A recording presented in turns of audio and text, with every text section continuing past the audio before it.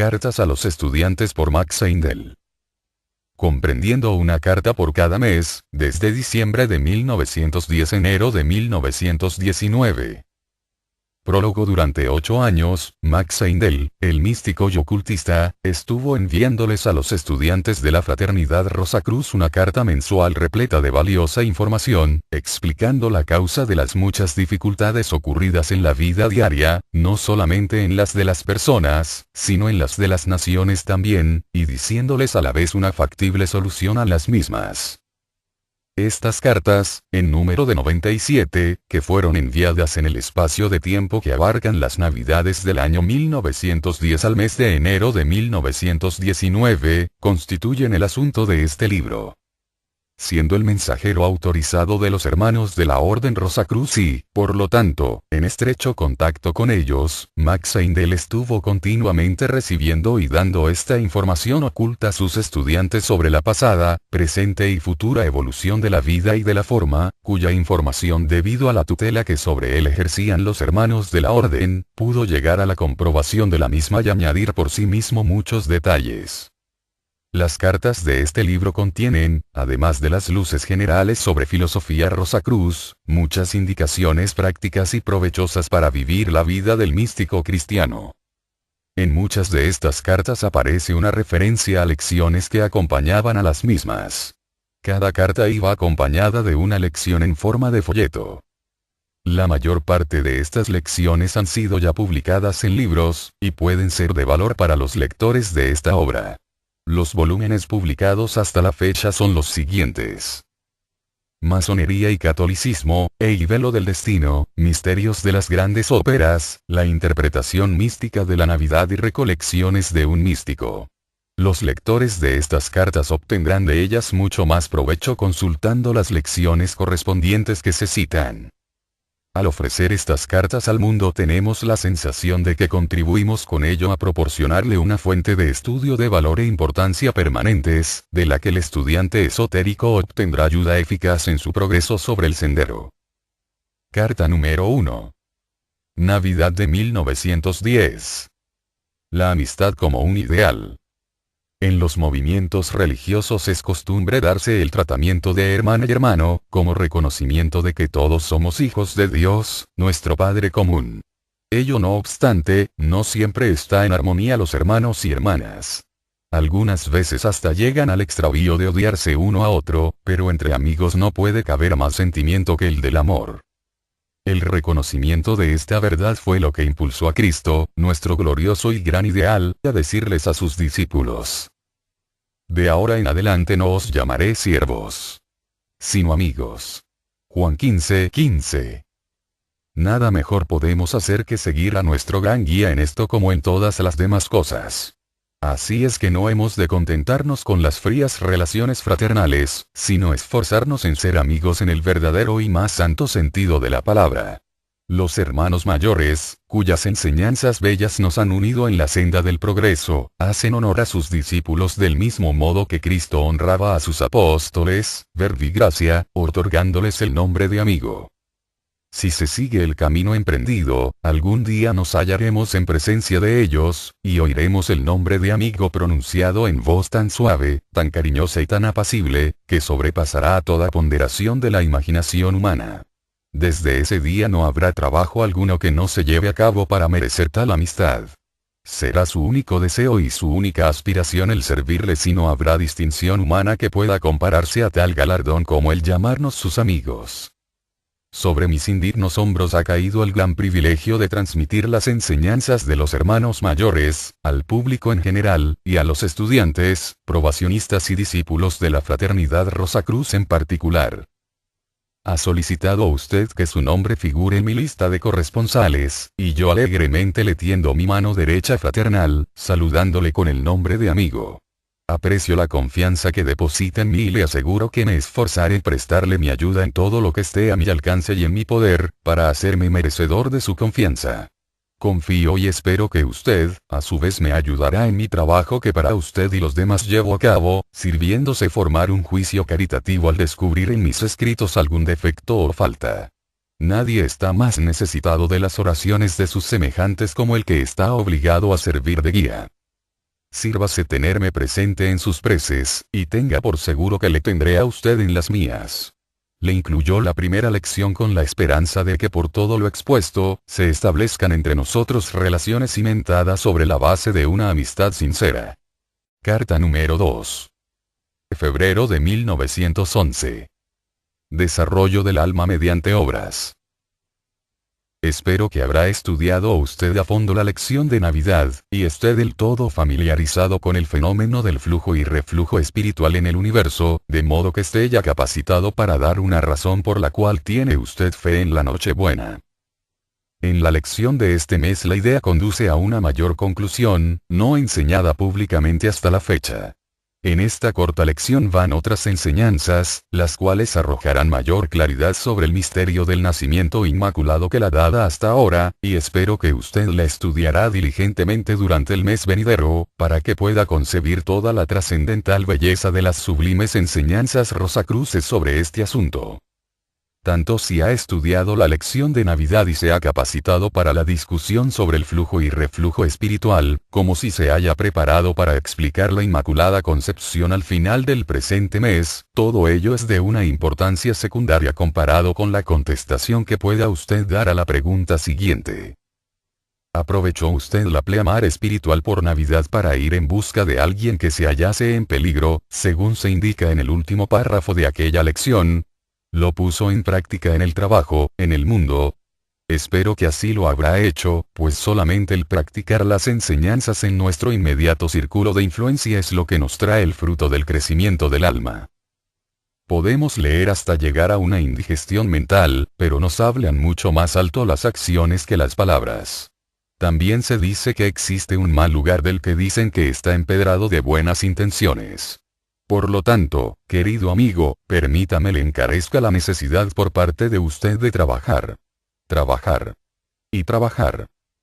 Con frecuencia vemos que en el hogar, en la oficina, en la tienda o en el local de reuniones hay cierta cosa que debe hacerse. Pero, la actitud del hombre del mundo es la de evadirse de hacerlo él. Se encoge de hombros diciendo: ¿por qué lo he de hacer yo? Que lo haga otro. Deberíamos razonar del modo contrario, sin embargo.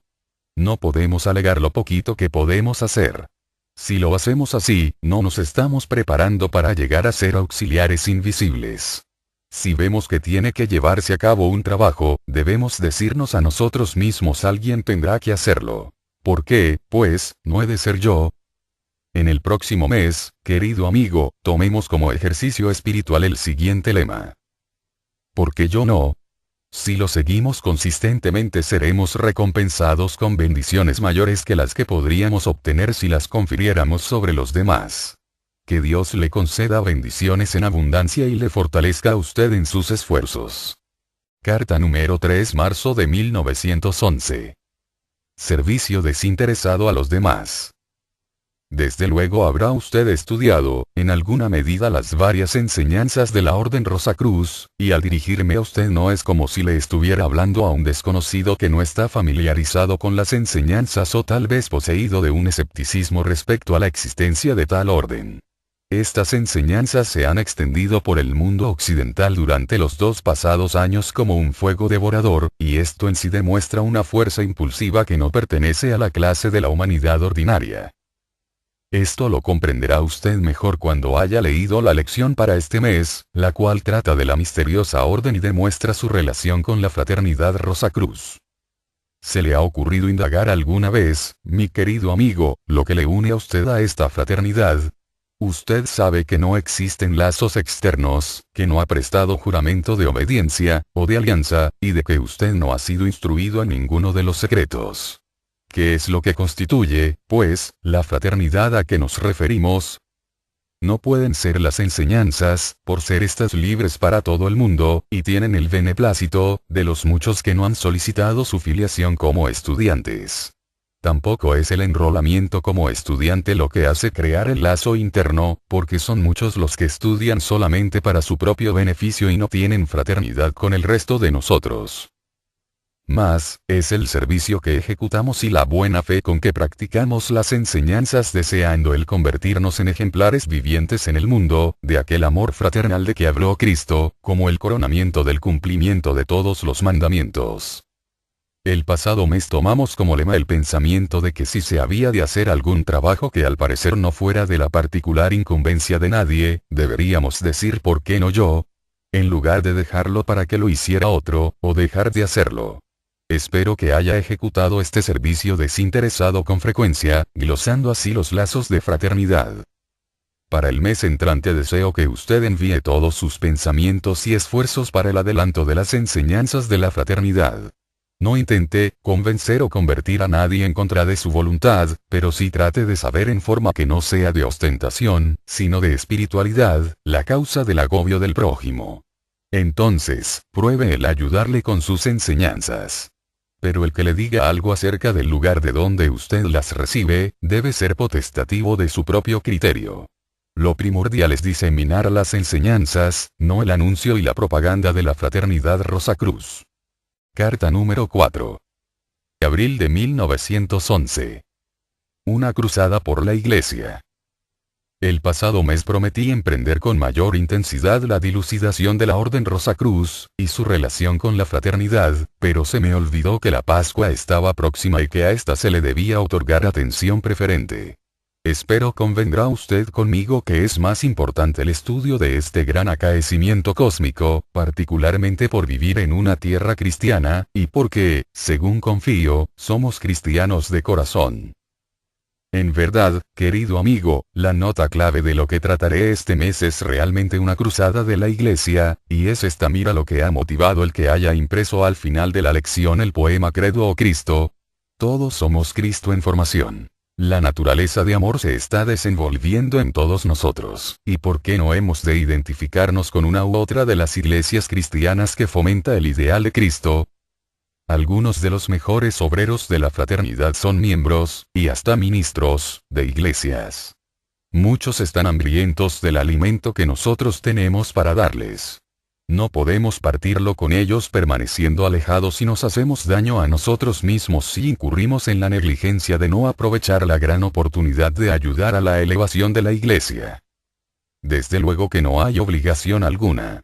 No se exige de usted el ingreso o la asistencia a la iglesia, pero si asiste a ella con un espíritu de ayuda, puedo prometer a usted que experimentará un maravilloso crecimiento del alma en un corto espacio de tiempo. Los grandiosos ángeles del destino, que son los que dan a cada nación la religión más apropiada a sus necesidades, nos situó a nosotros en tierra cristiana, porque la religión cristiana nos ayudará para el desarrollo del alma. Aun admitiendo que ha sido obscurecida por el credo y el dogma, no debemos permitir que esto nos impida la aceptación de aquellas enseñanzas que son buenas, porque eso sería tan tonto como el situar nuestra atención sobre las manchas del sol rehusando ver su luz gloriosa. Sírvase pensar sobre este asunto, querido amigo, y tomemos por lema este mes, una utilidad mayor, para que crezcamos abundantemente mediante el esfuerzo dirigido al mejoramiento de nuestras oportunidades. Carta número 5. Mayo de 1911. Valor de los sentimientos rectos. Espero que usted haya disfrutado con la lección del mes pasado. Tal vez le habrá producido extrañeza, pero me he revelado en ella gráficamente, pues elevó mi devoción poderosamente el pensar cómo la vida divina se derrama periódicamente en nosotros para que tengamos más abundante vida. Sin ese anual influjo de la vida de Dios, toda vida, o por mejor decirlo, toda forma, dejaría de existir. Es por las sensaciones de las emociones superiores que nos elevamos nosotros mismos con mayor facilidad. Es bueno el estudio y desarrollo de nuestras mentes, pero en esta edad existe el gran peligro de caer engañados en la red del intelecto. Pablo dio en el clavo cuando dijo: el conocimiento engribe, pero el amor edifica. Todos deseamos saber, es natural que así sea, pero a menos que nuestro conocimiento sirva para hacernos mejores de lo que somos, mejores hombres y mejores mujeres, mejores servidores de nuestros semejantes, no nos hará más superiores a la vista de Dios. Por lo tanto, es de enorme importancia el cultivo del sentimiento recto y justo, y sinceramente espero que haya usted sentido la lección de la Pascua, pues este es el único medio de obtener el pleno beneficio de la misma. Imagínese usted la gran oleada de energía divina proyectada desde el sol invisible que es la manifestación del Padre. Pruebe a sentir el respeto que experimentaría si pudiera verla, tal y como lo siente el vidente ejercitado. Obsérvela en su imaginación al chocar con la tierra durante la sagrada noche de Navidad. Deje que el sentimiento opere en usted igual que al hundirse en la tierra, y que es la activa causa de la germinación en todos los reinos. Cristo utilizó el símil o parábola de la gallina clueca al describir sus sentimientos hacia otros seres, y si usted prueba a sentir la germinación de todas las cosas de la naturaleza, tal y como quedó dicho en la lección de la Pascua, se dará cuenta de un punto del asunto que tal vez le haya pasado por alto. Espero que utilizará usted esta lección durante largo tiempo como materia para la meditación, por ser diferente a las otras lecciones intelectuales, las cuales pueden grabarse en la mente y echar luego en olvido. Esta lección es de validez permanente, y cuanto mayor número de veces la estudie dejándola penetrar en el corazón, mayor será su proximidad al corazón de las cosas, que es Dios el Padre superior y amante que derrama su vida por igual sobre la planta más diminuta y el mayor de los monarcas del bosque. El que cuida de las bestias y pájaros, del ladrón proscrito y sin hogar, y del potentado real que habita su palacio, sin distinción alguna. Que Dios le conceda a usted sus bendiciones en abundancia y le muestre abiertos sus depósitos de riquezas, que sobrepujan a todos los goces terrenales, y que sienta usted la ola de amor que Él derrama de nuevo, año tras año, como una realidad. De este modo, no se sentirá usted solitario, aunque se halle en la soledad, y será mucho más rico, no importando la abundancia de amor terrenal de que goce, y tanto más dispuesto a irradiar la más sublime de todas las emociones, el amor espiritual. Carta número 6. Junio de 1911. Curando al enfermo. Cristo dio a sus discípulos 2 mandamientos cuando les dijo: predicad el Evangelio y curad al enfermo.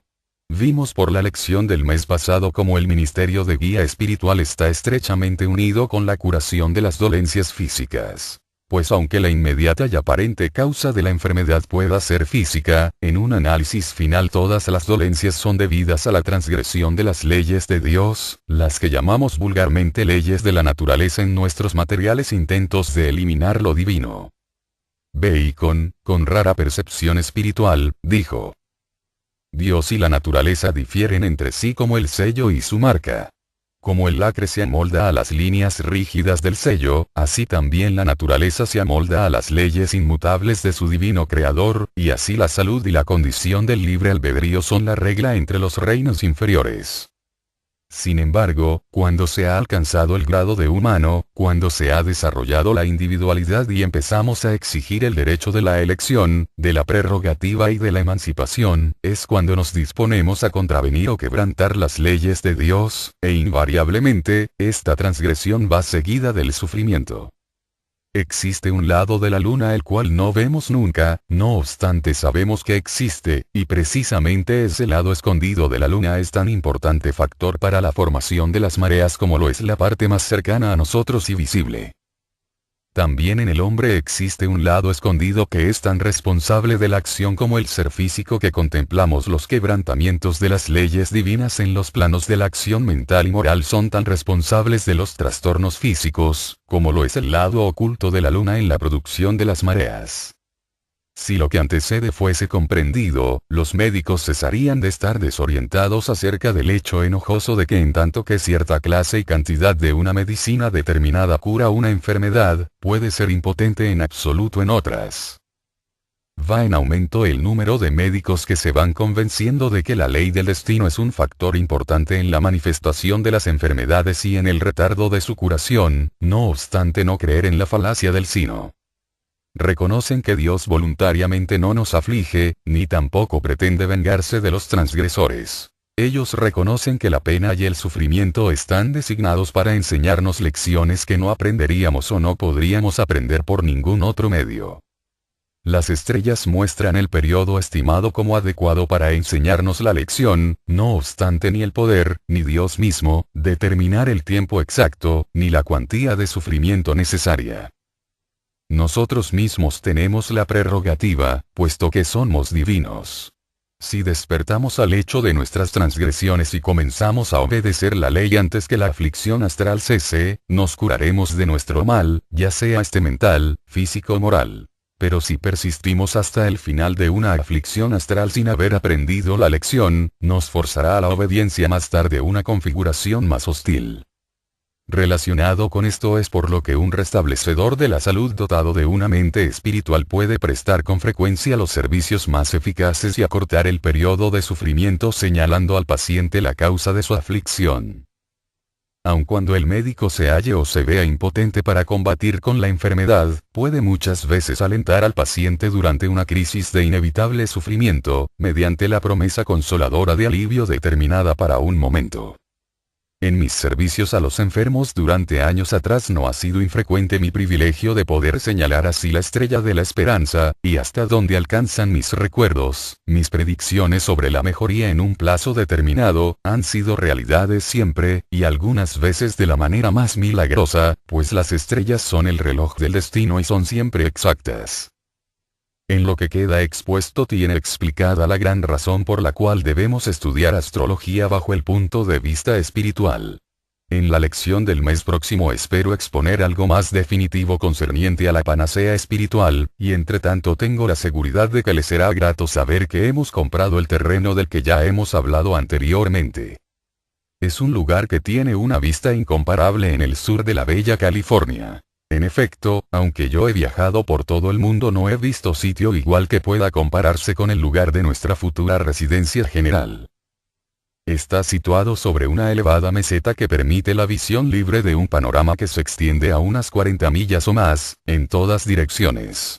Por el norte, la altura del monte Santa Ana desvía los vientos fríos del norte, de tal forma que prácticamente el clima está libre de hielos durante todo el año.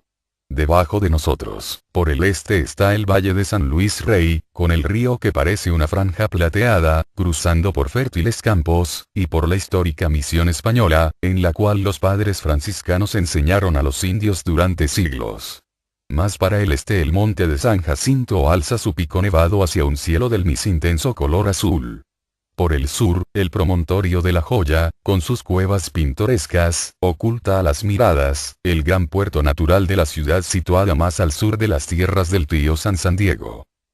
Mirando al punto por donde se pone el sol podemos contemplar el plácido seno del Océano Pacífico, la isla de San Clemente, y también Santa Catalina con sus maravillosos jardines, submarinos, un cuadro compuesto de gloria e inspiración, suficiente por sí solo para la evocación de todo lo que haya de mejor y más puro en cualquier persona inclinada hacia lo espiritual. A este bello rincón de la naturaleza le hemos dado el monte Eclesia. Habiéndose abierto ya un fondo para erigir los edificios adecuados, una escuela de curación, un sanatorio, y, por último, un lugar para el culto, una iglesia, en la que será preparada la panacea espiritual y enviada por todo el mundo para que sea aplicada por los auxiliares debidamente capacitados para ello. Carta número 7. Julio de 1911. Bautismo de agua y del Espíritu. El mes pasado empezamos a considerar los sacramentos, y era mi intención escribir sobre la comunión este mes, pero resulta el asunto tan vasto que abarca en sí casi todo, desde el Génesis a la Revelación, así como de un número de aspectos fisiológicos tales como la química del alimento y de la sangre, de la atmósfera, etc. Además, está inseparablemente relacionado con la segunda venida de Cristo. Se necesita más tiempo del que puede dedicarse para que salga a tiempo en los comienzos del mes, y también porque alcanzará varias lecciones. Por lo tanto, creía sería lo mejor no utilizar el asunto en cuestión hasta el mes que viene, y entre tanto he decidido darle a usted una lección tomada del nuevo libro Los Misterios Rosacruces. Esta lección está en parte copiada del capítulo titulado El misterio de la luz, del color y de la conciencia. La encontrará usted de mucha importancia y muy instructivo. Con referencia a la lección del pasado mes sobre bautismo, habrá usted observado que lejos de ser solamente una consecuencia del dogmatismo presuntuoso y arrogante, comúnmente atribuido a la Iglesia, es el símbolo de un estado que de hecho existió en el pasado cuando la humanidad era realmente una hermandad. Es un hecho de la mayor significancia el de que hasta la época de Cristo la ley exigía ojo por ojo, y diente por diente. Pero antes de empezar a predicar el evangelio del amor al prójimo y el perdón de nuestros enemigos, él pasó a través de las aguas del bautismo, y allí recibió al Espíritu Universal, el cual suplantará al egoísmo que hoy impera. Así él quedó henchido de amor, y por esto mismo naturalmente irradiaba aquella cualidad, tan naturalmente como una estufa cargada de carbón encendido irradia calor. Por mucho que prediquemos a la estufa recordándola que su deber es el de calentar, si no la llenamos de carbón permanecerá fría. De igual modo podemos predicar a la humanidad que debemos ser hermanos y amarnos los unos a los otros, pero hasta tanto que nos pongamos afines con el infinito, no podremos amar al prójimo, al igual que la estufa vacía no da calor. Como Pablo dice: aunque hable con las lenguas de los hombres y de los ángeles y no tengo amor, me convierto en un bronce que suena o en un címbalo. El bautismo de agua hace referencia a un estado pasado en el que éramos irresponsables como el niño que llevamos a la iglesia hoy día. Pero el bautismo del Espíritu es algo que aún está por venir para la mayoría de nosotros, y esto es por lo que nos estamos esforzándonos. Dediquemos nuestra especial atención al capítulo 13 de la primera epístola a los Corintios durante el mes que viene. Esforcémonos en practicar en nuestras vidas diarias, por lo menos una de las virtudes que, según dice Pablo, conducen a la iluminación, para que pronto podamos ver cara a cara las bellezas de los sacramentos y que ahora vemos a través de un cristal obscurecido.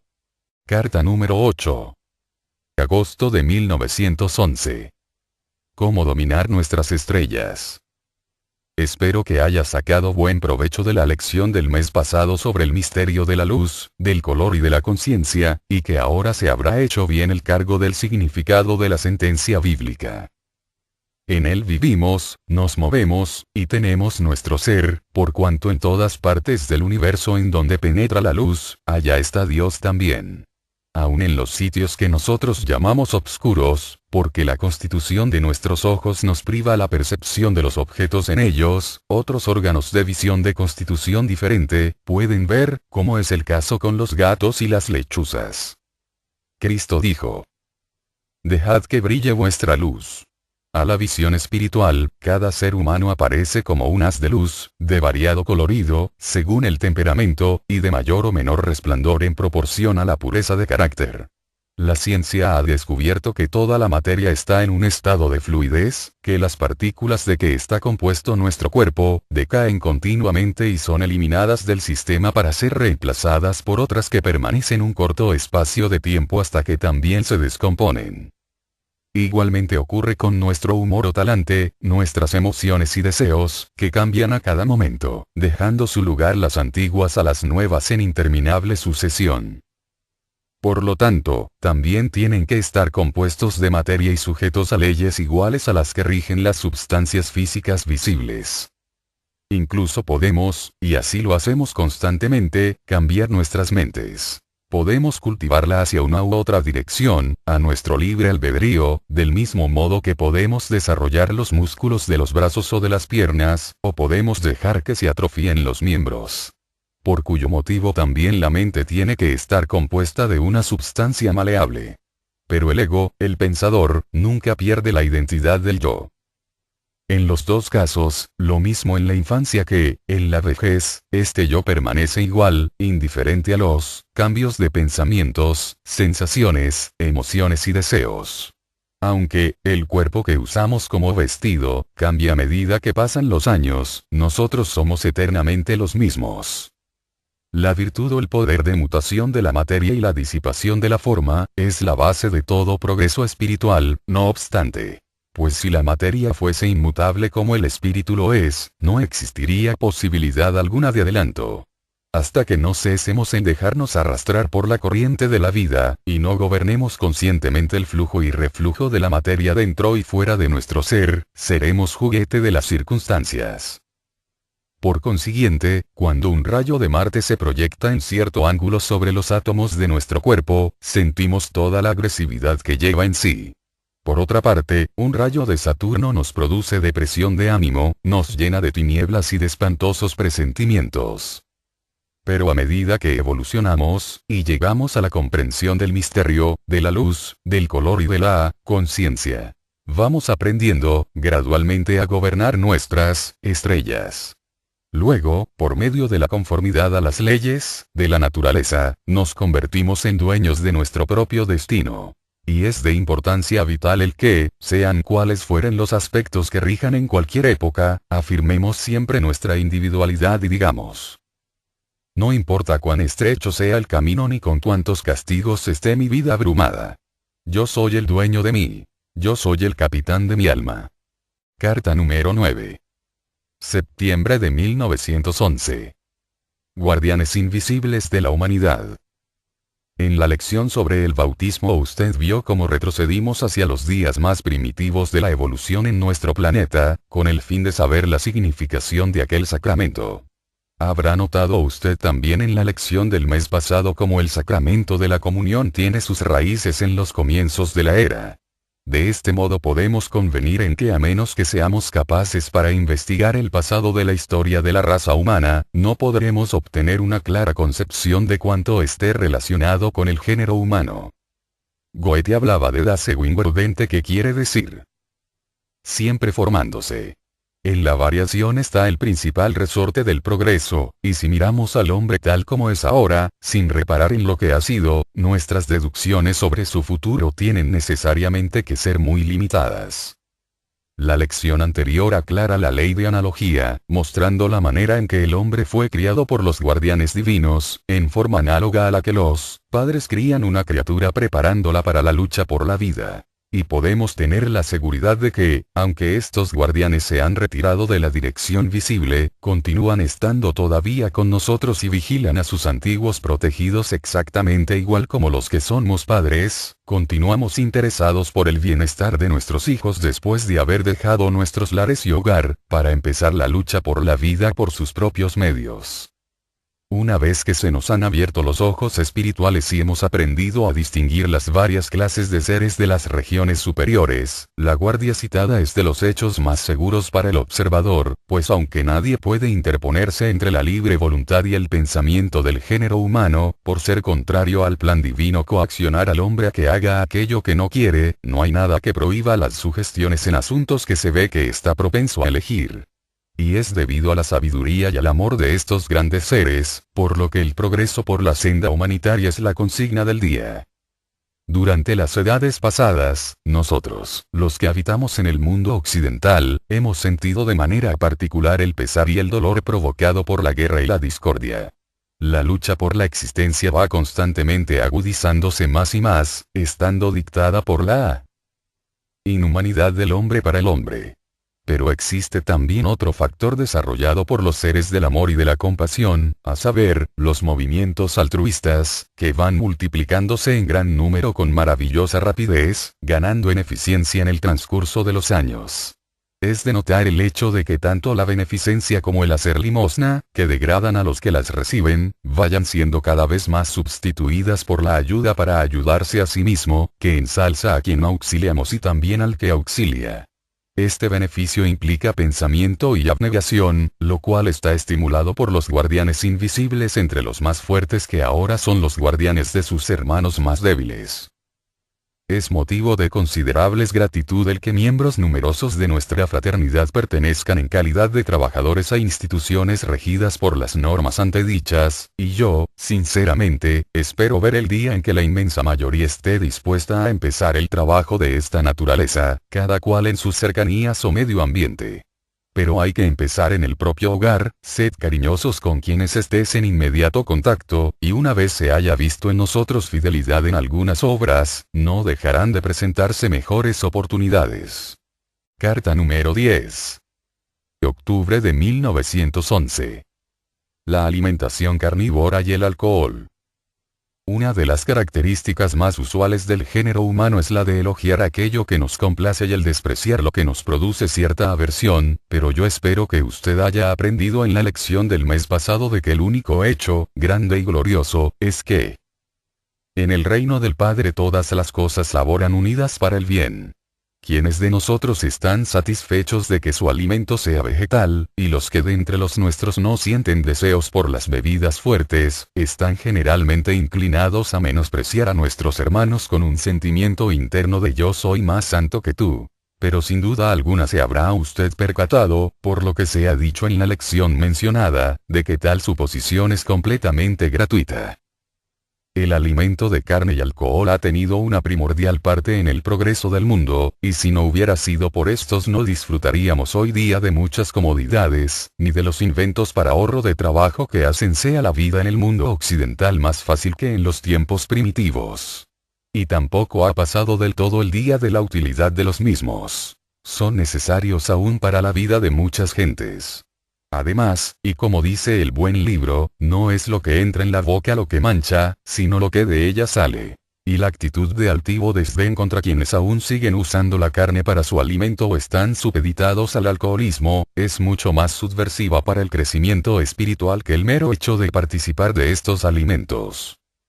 Por lo tanto, no censuremos a los demás, antes al contrario, probemos a ver el asunto desde el punto de vista de ellos, permitiéndoles el uso de su libre voluntad tal y como lo deseamos para nosotros. Tampoco hemos de imponer nuestros puntos de vista, ni procurar convertir a nuestro modo de vivir a quienes no están preparados para ello. El cambio debe proceder desde adentro y no debe ser dictado por la consideración de la salubridad de los alimentos vegetales, ni tampoco por la aceleración espiritual que se obtiene mediante la dieta preparada sin carne. Será el objetivo mayor la compasión por las pobres víctimas a las que quitan la vida para calmar nuestros apetitos. De todos modos podemos decir, sin atraer la censura, el que comemos carne en demasía, y que al igual de todos los compuestos nitrogenados, tales como la nitroglicerina, el algodón pólvora y otros explosivos, los alimentos con carne son extremadamente inestables y peligrosos para el sistema. Por esto obraremos cuerdamente si estimulamos la moderación en todas las personas con quienes estamos en continuo trato. La ciencia está suficientemente consciente de los hechos para el caso de tener que suministrar a alguien que emprenda esta misión el más amplio apoyo. No podemos salvar las vidas de tantos animales mediante la predicación de la moderación entre nuestros asociados, como salvaríamos si pudiéramos inculcarles la dieta sin sangre, pero si nuestro objeto es el de evitar la tragedia todo lo más posible, este será el paso más seguro para lograrlo. Si podemos inculcar un espíritu de compasión, el deseo de la carne se desvanecerá muy pronto ante el espíritu del amor. Carta número 11. De octubre de 1911.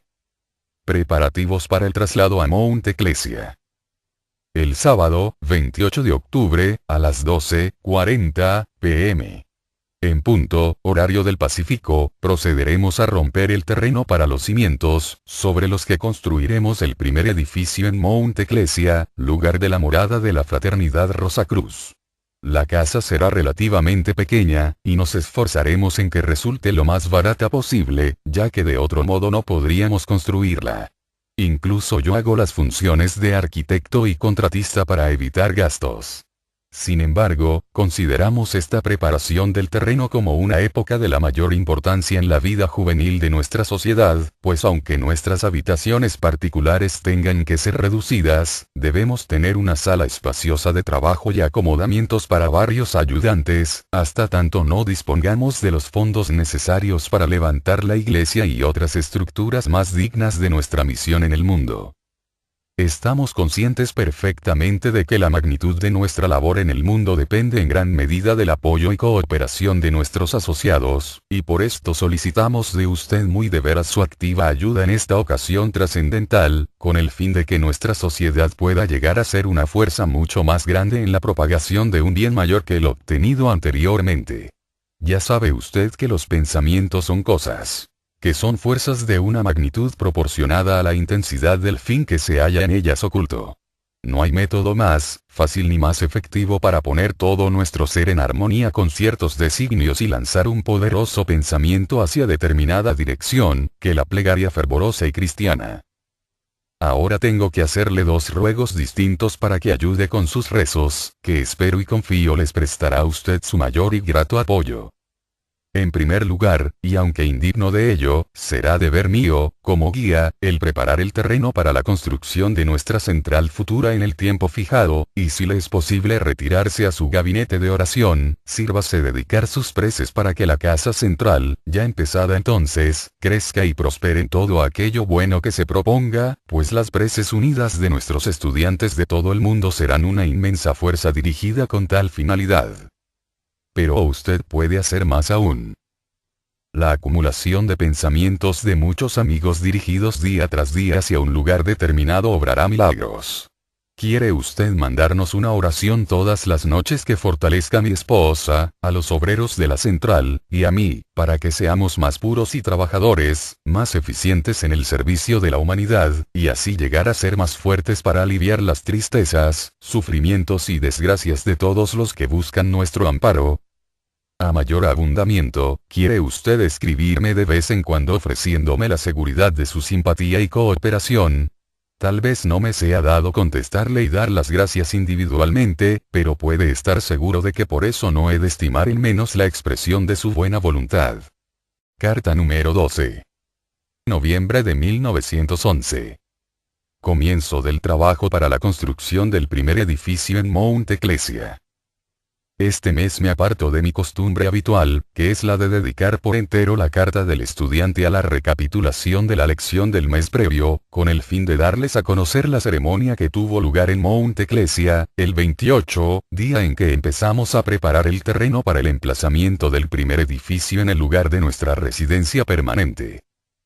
Tengo la completa seguridad de que estaba usted con nosotros en espíritu, de que siente avidez de noticias sobre ella y sé que el relato nos conducirá a un más estrecho contacto.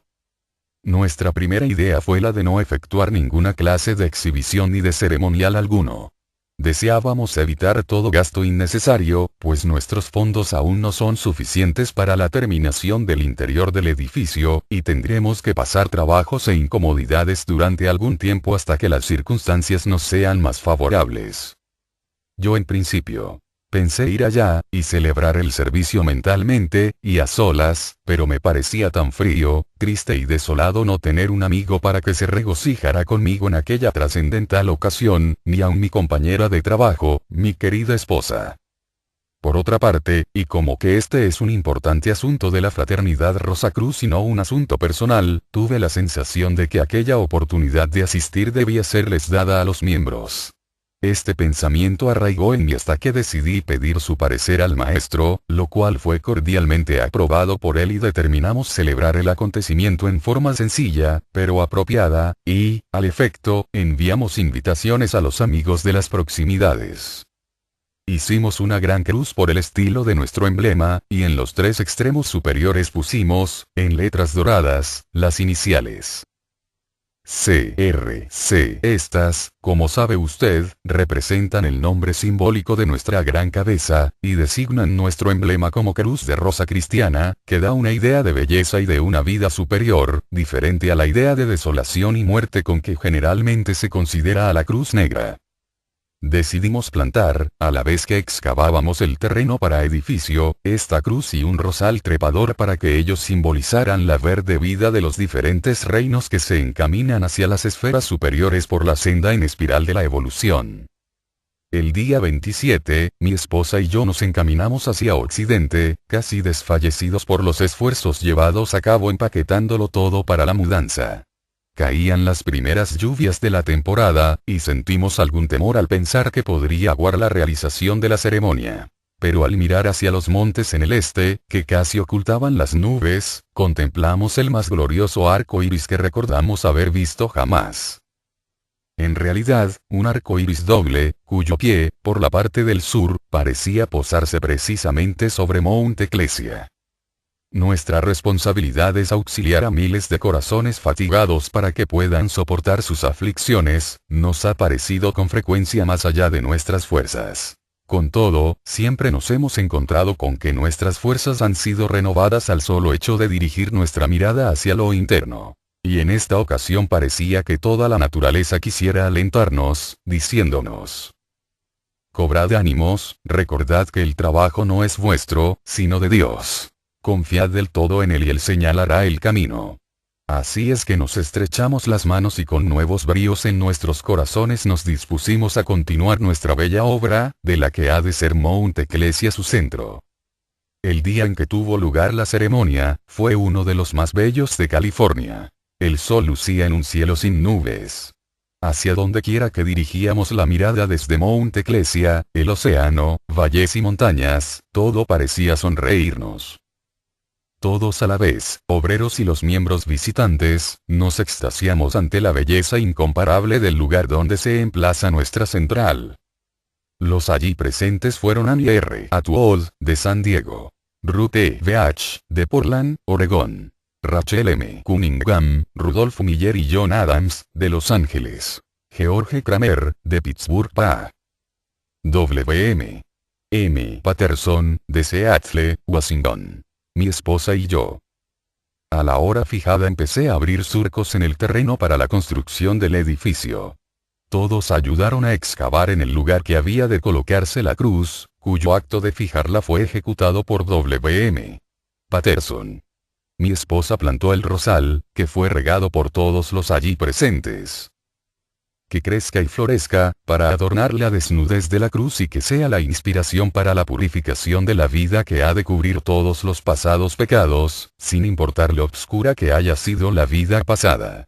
La presente carta, tal como debía haberse hecho, constituye la lección de este mes. Las circunstancias motivaron algunas modificaciones en la misma. Carta número 13. Diciembre de 1911. La pureza en la generación es el ideal del Occidente. ¿Ha comprendido usted el punto principal de nuestra lección del mes pasado sobre el simbolismo de la Rosa Cruz, la cruz de la enseñanza de la sabiduría del Occidente? Es simplemente la pureza de la generación. Los guías superiores de la humanidad siempre señalan o prescriben el mejor método conducente al desarrollo de cada raza, señalando distintas religiones para las masas, y métodos diversos para los vanguardistas. El estado populoso del lejano oriente demuestra una indulgencia universal sin restricción de las pasiones por parte de nuestros hermanos más jóvenes, los chinos y los indios. Por eso los maestros de la sabiduría del oriente prescriben el celibato a sus discípulos como medio de control sobre las pasiones. En el occidente las condiciones son más complicadas y peligrosas. Aquí las esclusas de la pasión están en gran medida cerradas. No por razones de la santidad del acto generativo, sino por egoísmo y por una necesidad de economía imaginaria. Este método conduce con frecuencia a una insidiosa perversión y a prácticas disolutas. Si la pasión no fuera tan fuerte, este método podría realmente ser la causa del suicidio de raza. Exigirle a un aspirante nacido bajo tales condiciones, que viva la vida del célibe, sería lo mismo que despertar en él con más fuerza el incentivo del egoísmo y de la suficiencia propia. Así es que es considerado como un mérito el que un estudiante de la Escuela de Misterios del Occidente se case y continúe viviendo una vida de castidad. Ha sido un detrimento para el mundo occidental, el que varias sociedades hayan promulgado en él las doctrinas del Oriente, el celibato entre otras, y me produjo un grave pesar cuando uno de los directores de una de esas sociedades deploraba el que se hubiese casado uno de sus conferencistas y explicaba lo mucho que les agobiaba el que la esposa se hallaba próxima a dar a luz. Como los años trajeron a la familia nuevos miembros, la sociedad le ha relegado a la vida privada desde entonces. Lo contrario precisamente de lo que habría ocurrido con los discípulos de la escuela occidental. Estos son altamente considerados si están dispuestos voluntariamente a dar un cuerpo y su hogar a uno más espíritus que están aguardando el renacimiento, siempre que, como es lógico, vivan una vida de casto amor conyugal durante los intervalos.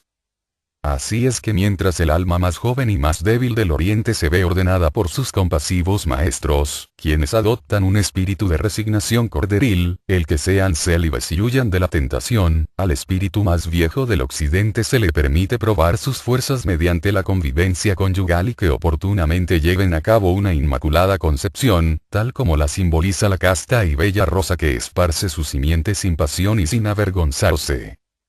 Ahora están haciendo una nueva raza. Hombres y mujeres cristianos de pensamientos puros van despertando cada vez más ante las demandas de los que están por nacer. Celebremos el aniversario del nacimiento de nuestro Salvador por medio de la oración para que pronto sean generalizadas las condiciones de pureza, y que todas las criaturas sean bien nacidas. Por último, cada uno de nosotros, enseñemos, oremos y vivamos esta doctrina. Carta número 14. Enero de 1912. La próxima edad del aire. Revisando la lección del mes pasado, aparece la alarmante afirmación de que en la época venidera abandonaremos nuestra tierra firme actual, para ir a vivir en el aire vestidos con un cuerpo gaseoso. Otro escritor, a propósito de esto mismo, ha provocado mucha hilaridad con una serie de artículos tan exageradamente imaginativos y fantásticos que las opiniones que nosotros hemos oído expresaban unánimes el deseo de concederle el título de campeón entre los narradores de cuentos. Y, no obstante, habita en la tierra. Sus templos son tan sólidos como las rocas. Y yo he vacilado mucho antes de la publicación de la enseñanza citada anteriormente, hasta que decidí hablar por requerimiento del deber, y aun a trueque de que algunos estudiantes me califiquen de visionario. Lo malo es que todos nosotros nos hemos contaminado con el materialismo más de lo que nosotros mismos pensamos, y esto nos estorba en nuestras pesquisas. Como estudiantes que somos de una filosofía trascendental nos hemos acostumbrado a creer que la vida individual e intermitente, dentro del cuerpo etéreo le es posible obtenerla a una minoría, pero que la totalidad de la raza humana ha de vivir constantemente durante toda una era en el aire. Verdaderamente, me quedé sin poder respirar al darme cuenta de que la Biblia da a entender exactamente lo que dice al afirmar que encontraremos al Señor en el aire y estaremos con Él durante toda esa época. No obstante, mirando hacia el futuro, bajo la perspectiva del pasado, la idea no nos debería causar sorpresa alguna, pues está en línea directa con la senda que hemos seguido para llegar a nuestro desarrollo actual. En una época, vivimos como el mineral y estábamos mezclados con la tierra gaseosa. Crecimos hacia fuera de la ígnea substancia durante la existencia cual las plantas lo hacen. Nuestra peregrinación comenzó en la corteza delgada de la Tierra en época posterior, y nos hallamos ahora sobre la superficie de la Tierra, muy lejos del sector interno donde empezó nuestra evolución. La marcha de progresión ha sido siempre hacia afuera, y por lo tanto, se desprende de aquí que el próximo paso debe ser para elevarnos por encima del nivel de la Tierra.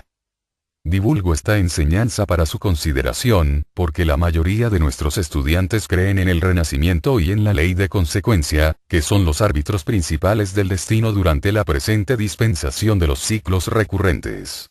El conocimiento de estas leyes es de un valor superior, pues nos capacita para ordenar nuestra vida inteligentemente, formando en esta vida las condiciones de la próxima incorporación.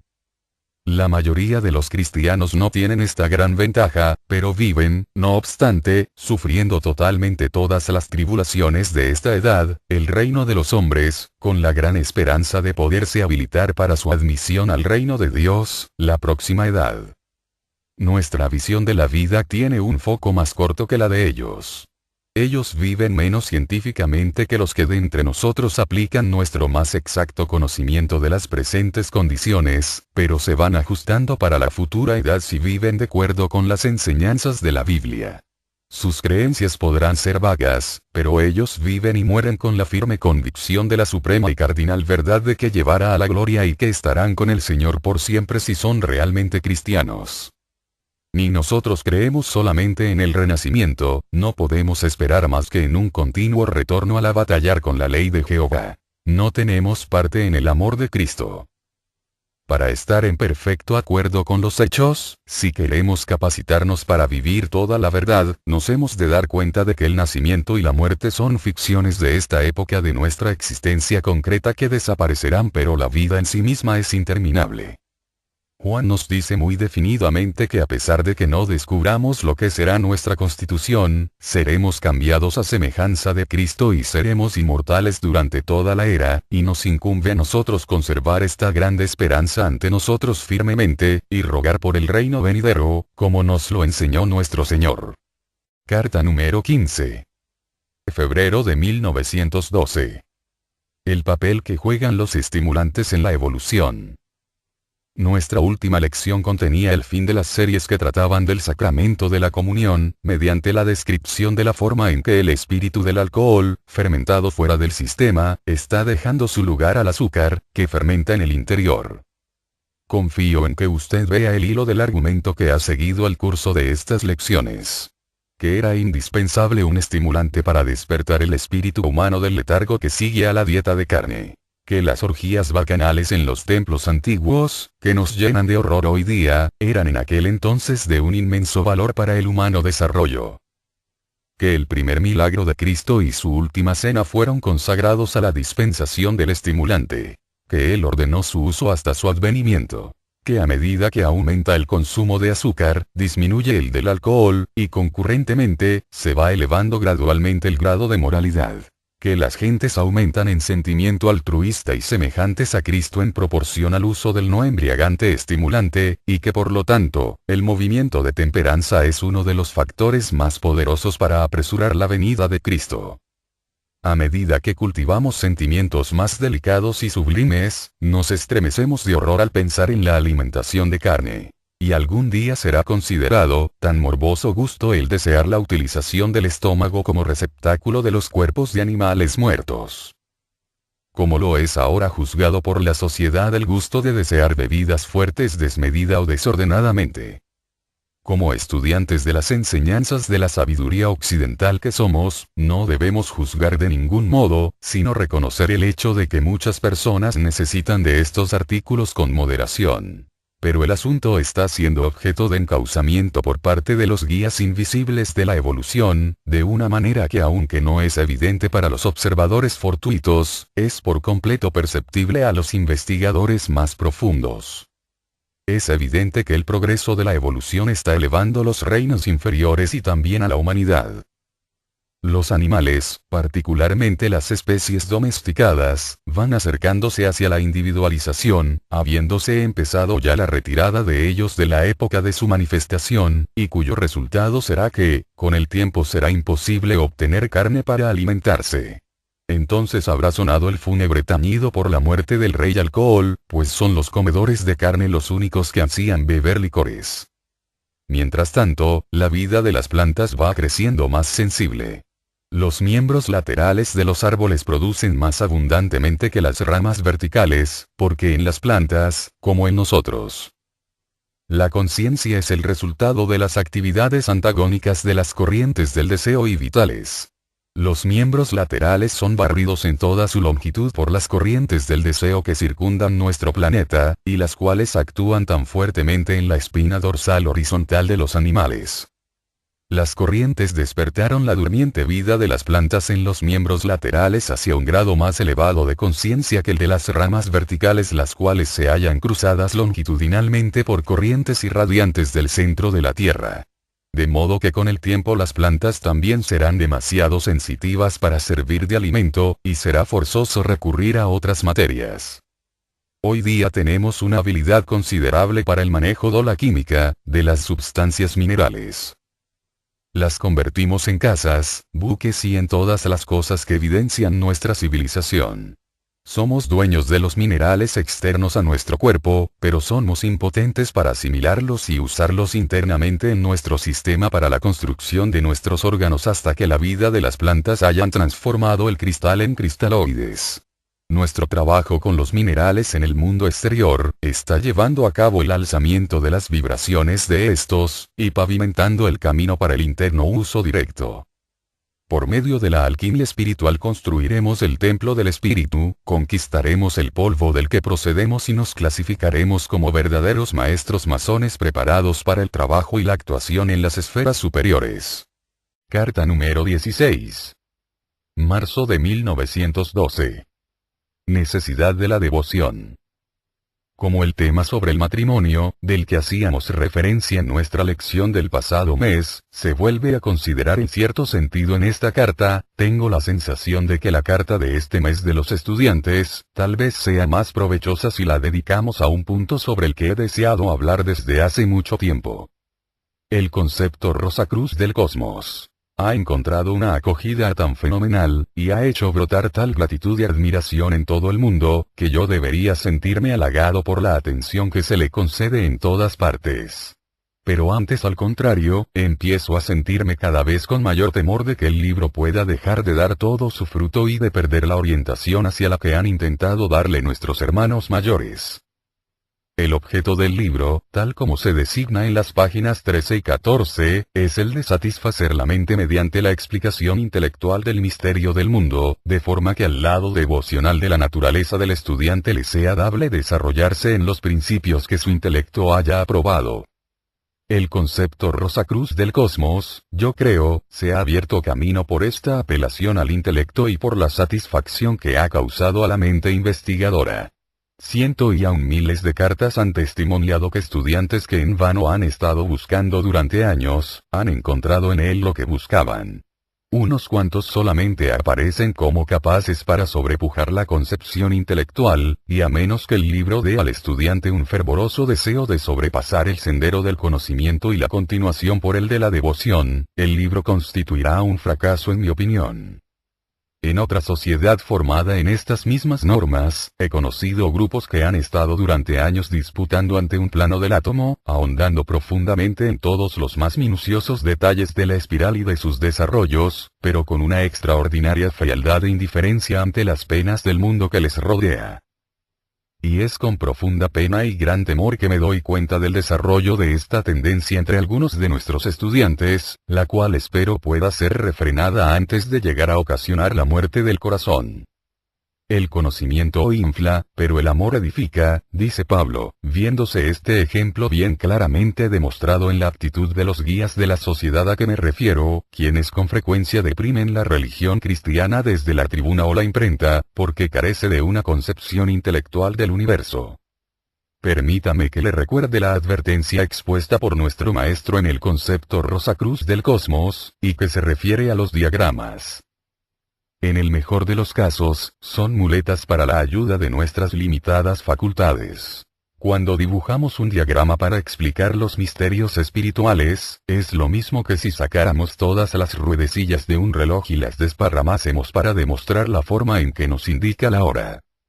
Aunque los diagramas puedan ser una valiosa ayuda en determinado periodo de nuestro desarrollo, nos incumbe siempre a nosotros recordar sus limitaciones y esforzarnos por medio de nuestra intuición el concebir la verdadera idea espiritual. También me inclino a la creencia de que es de la mayor importancia el que los estudiantes observen el verdadero designio del concepto Rosacruz del cosmos, el objeto y la finalidad del mismo, de la forma más clara y precisa en todo momento. Así se hace constar en el reverso de las postales que deben devolver los estudiantes en letras negras, y yo aconsejaría a cada estudiante lo escribiera en letras mayúsculas, pegándolo en el concepto Rosacruz del cosmos para que lo vea cada vez que abra el libro, pues no obstante, aunque tengamos todo el conocimiento y podamos solventar todos los misterios, no seremos más que bronces que suenan o címbalos si no tenemos amor y lo ponemos al servicio y ayuda de nuestros semejantes. Carta número 17. Abril de 1912. Rezagados de la evolución. Por la enseñanza que contenía la lección del mes pasado, habrá comprendido usted que no existe absolutamente fundamento alguno para la idea comúnmente sostenida respecto a almas perdidas. No hay en la Biblia ni una sola palabra que lleve en sí la idea que nos hemos acostumbrado a significar con la palabra eternidad o para siempre. La palabra griega es aionian y significa un periodo indefinido de tiempo, una edad. Y cuando leemos en la Biblia las palabras eternamente y por siempre jamás deberían interpretarse por los siglos de los siglos. Además, como es una verdad en la naturaleza de que en Dios vivimos y nos movemos y tenemos nuestro ser, un alma perdida significaría que se había perdido una parte de Dios, y esto, desde luego, es inadmisible. Desde que escribí la lección anterior, se me ha ocurrido otro punto que ilustrará cómo la pérdida de un periodo está comprendido y relacionado con el próximo. Recordará usted que hemos hablado de los espíritus de Lucifer como rezagados del periodo de la luna, y que hemos dicho que no podrían hallar campo para su evolución en el presente esquema de manifestación. Los arcángeles habitan en el sol, los ángeles tienen a su cargo todas las lunas, pero los espíritus de Lucifer fueron incapaces de residir en ninguno de estos dos luminares. No podían ayudar para la generación pura y desinteresadamente como lo efectúan los ángeles, sino que actuaban bajo los deseos de la pasión y deseos egoístas, por cuya causa hubo necesidad de alojarles en un lugar separado. De modo que fueron colocados en el planeta Marte, hecho bien conocido de los antiguos astrólogos, quienes adscribieron a Marte poder sobre Aries, el cual tiene dominio sobre la cabeza. Recuerde que el cerebro está construido por las fuerzas subvertidas sexuales y también comprobaron que aquel planeta tenía poder sobre Escorpión, que es el que tiene dominio sobre los órganos de la reproducción. Aries es la primera casa de un horóscopo que denota el principio de la vida. Escorpión es la octava, que significa la muerte. Y, en todo ello está contenida la lección de que todo lo que es generado por la pasión y los deseos está llamado a la disolución. Así, pues, Marte es esotérica y astrológicamente, el diablo. Y Lucifer, el primero entre los ángeles caídos, es realmente el adversario de Jehová, quien dirige la fuerza de fecundidad del sol por medio de la acción lunar. Sin embargo, los espíritus de Lucifer están ayudando al proceso de evolución. De ellos recibimos el hierro que por sí solo hace posible el vivir en una oxigenada atmósfera. Han sido, y continúan siendo los agitadores para el progreso material, y por lo tanto, no tenemos el derecho de anatematizarles. La Biblia tácitamente nos prohíbe ultrajar a los dioses. Judá declara que ni el arcángel Miguel se atrevió a denigrar a Lucifer, y en el libro de Job se habla de él como contándolo entre los hijos de Dios. Su embajador en la tierra, Samuel, es el ángel de la muerte, significado por Escorpión, pero es, también, el ángel de la vida y acción simbolizado por Aries. Si no fuese por los impulsos agitadores y belicosos marcianos, tal vez no sentiríamos las penas tan vivas como las sentimos, pero tampoco podríamos progresar en la misma proporción, y es seguramente mejor el gastarse que el enmohecerse. De este modo puede usted ver que a estas ovejas perdidas de una anterior era, se les da la oportunidad de recuperar su estado en el actual esquema de evolución. Están atrasados y como rezagados, aparecen siempre como malos, pero no están perdidos más allá de la redención. Pueden salvarse ellos mismos sirviéndonos a nosotros, probablemente por medio de la transmutación de Escorpión en Aries, es decir, la generación en regeneración. Carta número 18. Mayo de 1912. Nota clave de las enseñanzas rosacruces. La dificultad de la lección del mes anterior consiste en lo que respecta al deber que tenemos de emplear los frutos de nuestro estudio en un esfuerzo para beneficiar al mundo. Pero los místicos suelen mantenerse usualmente apartados de sus semejantes, y por ello el mundo nos mira con desdén o de soslayo, como asimismo a nuestras creencias. Esto no debe ser, y el análisis demostrará que las enseñanzas objetadas son relativamente insignificantes, y que las enseñanzas más vitales tendrán aceptación rápida y prepararán el sendero para una mayor instrucción. El valor de cualquiera enseñanza depende de su esfuerzo en hacer hombres mejores enseguida y constantemente. Hacerles más cariñosos y considerados en su casa, más concienzudos en sus negocios, más leales para los amigos, dispuestos a perdonar a sus enemigos. Y cualquiera enseñanza que sea de tan fácil aplicación y reporte semejantes resultados, no necesita de mayor recomendación. ¿Dónde encontrar tal enseñanza? Tenemos una monumental cosmogónica que describe los periodos del mundo, las revoluciones, las épocas y las razas.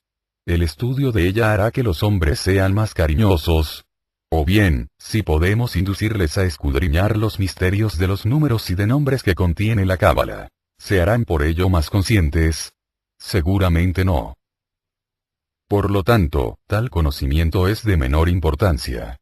¿Haría a los hombres ser más morales la enseñanza de la evolución e involución, o si les describiéramos la cíclica jornada del alma a través del purgatorio y de la gloria? Todo esto no sería necesario, por lo menos, hasta haberles convencido, de que bajo la ley de consecuencia estamos sujetos al renacimiento y a cosechar lo que hayamos sembrado. Podría ocurrir quizás, que la más pequeña insinuación de tal creencia alejara de nosotros muchísimas personas. Pero, se preguntarán ustedes, ¿qué es lo que queda entonces de nuestras enseñanzas? La mayor de todas y la más práctica.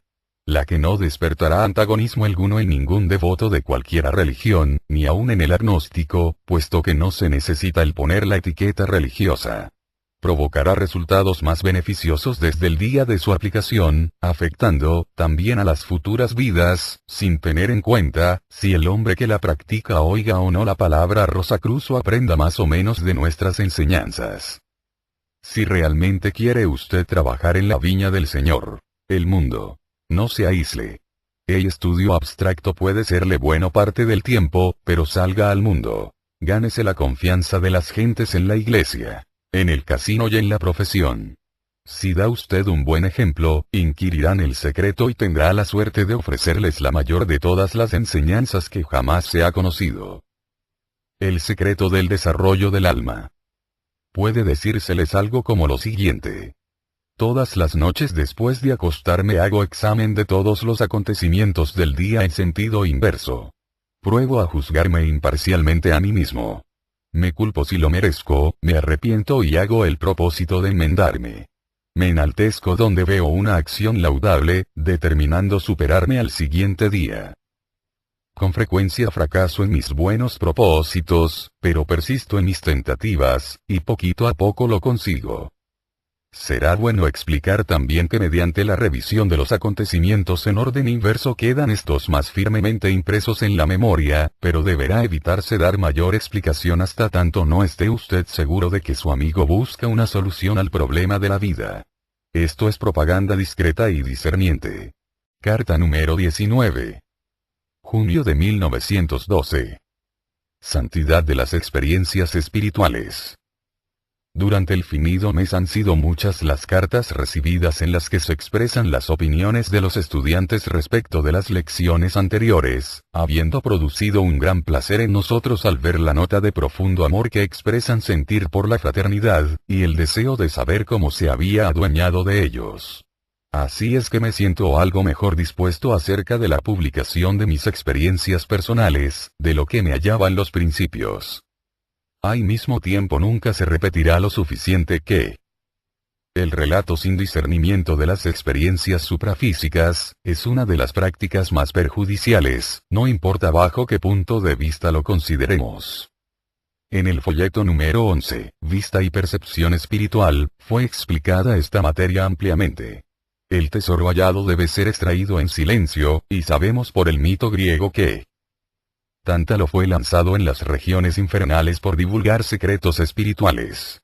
En otros términos, no podemos ganar la iluminación verdadera mientras vayamos pregonando nuestros ensueños y visiones de la Meca a la Meca, contándoselos incluso a quienes ostensiblemente no quieren escucharnos. Al obrar así profanamos y depreciamos lo que debemos reverenciar, y la profanación es capaz de enfocar nuestra visión hacia las regiones infernales, los estratos inferiores del mundo del deseo.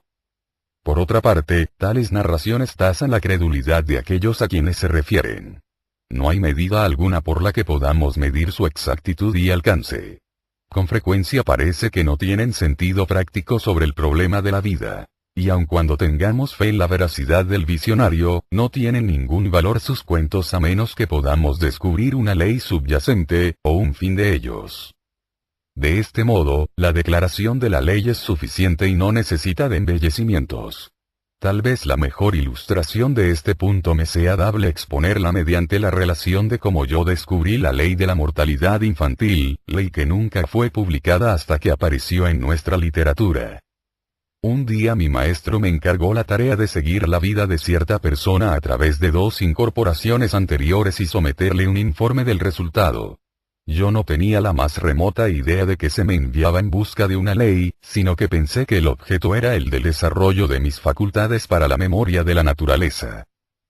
Una vez que lo tuve ya completado, comuniqué el resultado a mi maestro, quien tomó particular empeño en conocer las circunstancias que habían concurrido a la muerte en cada una de las dos vidas. Le contesté que el hombre aquel había muerto en el campo de batalla la primera vez y por enfermedad, cuando niño, la segunda vez. Todo ello resultó ser exacto, encargándome la investigación de la vida de otra persona. Esta murió en cama la primera vez, y también como en el caso anterior, murió la segunda siendo niño. La vida de una tercera persona feneció en un incendio la primera vez, y al parecer como las anteriores, siendo niño la segunda vez. Digo al parecer, porque escasamente podía creer la evidencia de mis sentidos y me sentía poseído de timidez cuando informé a mi maestro. Me sorprendí al oírle decir que era exacto mi informe. Esta convicción fue aumentando en mí a medida que por mi cuenta hube investigado las vidas de 14 personas. En la primera vida murieron bajo diversas circunstancias, algunas en la guerra, otras por accidentes, algunas en la cama rodeadas de sus familiares, por cuyas mejillas corrían las lágrimas. Mas en la segunda vida todas pasaron al más allá siendo niños.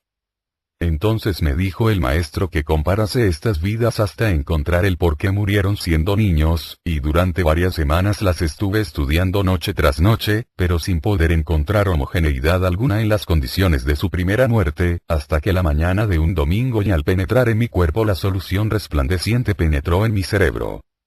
Desperté prorrumpiendo en el grito eureka. Del salto que di casi fui a caer en mitad de la habitación de la alegría que tuve por haber hallado la clave. Los horrores de las batallas, incendios y accidentes, al igual que las lamentaciones de los familiares privaron la profunda impresión del panorama de la vida. Y el valor de una vida terminada bajo condiciones tales, se perdería si no fuese seguida por la muerte como niño seguida por el pago en el primer cielo, como plena y claramente se ha demostrado en nuestra literatura. La ley, como queda ya explicada, lógicamente descifra el misterio de la vida independientemente de la veracidad de mi historia.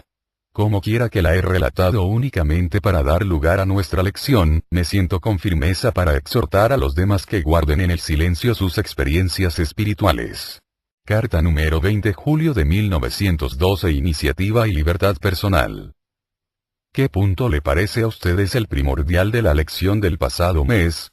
No es el de mis experiencias, a pesar de que los estudiantes les han asignado un gran valor, pues en realidad son insignificantes, salvo en que sirven para enunciar una enseñanza beneficiosa, aparte de lo que representan por sí mismas. El valor mayor de todo lo que se trató en la lección anterior, fue la terminante y reiterada insistencia sobre la absoluta libertad personal en la fraternidad Rosacruz. Con respecto a esto, la enseñanza de los misterios del Occidente disiente de la manera más radical, de la que se practica con las almas más jóvenes del Oriente, donde cada cual tiene su maestro, un déspota, a quien debe servir como esclavo en todas las cosas, igual que hizo King con el gurú al que seguía, pues en realidad existe mucha veracidad en la narración de Kipling. Allí, la obediencia absoluta e indiscutible a los mandatos del Señor del Exterior, a quien ve y sirve físicamente, es el medio que está en uso para el adelanto espiritual. El discípulo no tiene derecho de elección ni prerrogativa alguna, pero no tiene responsabilidad tampoco. Entre las almas más viejas del Occidente que aspiran al crecimiento espiritual, no puede haber ninguna amo o guía. Hemos de aprender solos. Tal vez no nos agrade, por sentirnos temerosos, y necesitemos un maestro o guía para librarnos de responsabilidades. En este hecho en sí, está la razón, según creo, del por qué tan gran número de personas inteligentes y cultas han ingresado en círculos espiritistas o sociedades que proclaman las enseñanzas del Oriente. Adelantados sobre el desarrollo normal del Occidente, sienten el gran más allá, atrayéndoles como el ancho espacio del cielo azul atrae al pichón a pesar del temor a confiarse a sus inexpertas alas. Pero como el empuje interno les obliga y ante el temor de confiar en sí mismos, se cogen con avidez de la mano. Veamos su espíritus guías con la esperanza de obtener con la ayuda de estos, el poder o la fuerza espiritual. Pero el pequeñuelo se ha de arrastrar y caerse por los suelos. Levantarse y volver a caer, lastimándose acaso. La experiencia es desagradable, pero inevitable, y es preferible esto a las consecuencias que acarrearía el atar al niño a una silla para evitarle las caídas. En tal caso, sus tiernas piernas llegarían a serle inservibles. Y así ocurre con las fuerzas latentes espirituales del infortunado occidental que cae bajo la dominación perniciosa de espíritus guías y maestros del oriente. El maestro occidental viene a ser lo que el pájaro padre para sus pequeñuelos, que los empuja fuera del nido si no se atreven a volar por sí solos. Nosotros podremos lastimarnos, pero aprendemos a volar. Tomad mi propio caso como ejemplo. Echado al mundo con la enseñanza Rosacruz, se me comunicó que la difundiese. Puede usted asegurar que muchas veces me faltaba la respiración a medida que me daba cuenta de lo gigantesca que era tal empresa, y lo insignificantes que somos mi esposa y yo. Con frecuencia, cuando el trabajo parecía que nos iba a hundir, hemos rezado y rezado para que se nos otorgase ayuda, pero ahora al volver la vista atrás vemos las lecciones que hemos aprendido por medio del batallar. Algunas veces hemos oído exclamar a los amigos: «Oh, cómo deseamos que llegue pronto el dinero para construir la iglesia y las escuelas, para que se pueda llevar al mundo el trabajo con mayor efecto». Pero nos damos cuenta que tenemos ante nosotros otras relaciones y que cuando estemos preparados, vendrán los medios para una mayor ampliación. Hasta entonces, necesitan más ejercicios nuestras alas. Es igual el caso para todo asociado a la fraternidad. Hemos de aprender la lección del trabajo para un fin común, sin que nos guíen. Cada uno guiado por igual por el espíritu del amor interno, debe esforzarse para la elevación física, moral y espiritual del mundo a la altura de Cristo. El Señor y la luz del mundo. Acompañada de una lección en forma de folleto. La mayor parte de estas lecciones han sido ya publicadas en libros, y pueden ser de valor para los lectores de esta obra. Los volúmenes publicados hasta la fecha son los siguientes: Masonería y catolicismo, El velo del destino, Misterios de las grandes óperas, La interpretación mística de la Navidad y Recolecciones de un místico. Los lectores de estas cartas obtendrán de ellas mucho más provecho consultando las lecciones correspondientes que se citan. Al ofrecer estas cartas al mundo tenemos la sensación de que contribuimos con ello a proporcionarle una fuente de estudio de valor e importancia permanentes, de la que el estudiante esotérico obtendrá ayuda eficaz en su progreso sobre el sendero. Carta número 1. Navidad de 1910. La amistad como un ideal. En los movimientos religiosos es costumbre darse el tratamiento de hermana y hermano, como reconocimiento de que todos somos hijos de Dios, nuestro Padre común. Ello no obstante, no siempre está en armonía los hermanos y hermanas. Algunas veces hasta llegan al extravío de odiarse uno a otro, pero entre amigos no puede caber más sentimiento que el del amor. El reconocimiento de esta verdad fue lo que impulsó a Cristo, nuestro glorioso y gran ideal, a decirles a sus discípulos: «De ahora en adelante no os llamaré siervos, sino amigos». Juan 15:15. Nada mejor podemos hacer que seguir Cartas a los estudiantes por Max Heindel. Comprendiendo una carta por cada mes, desde diciembre de 1910 a enero de 1919.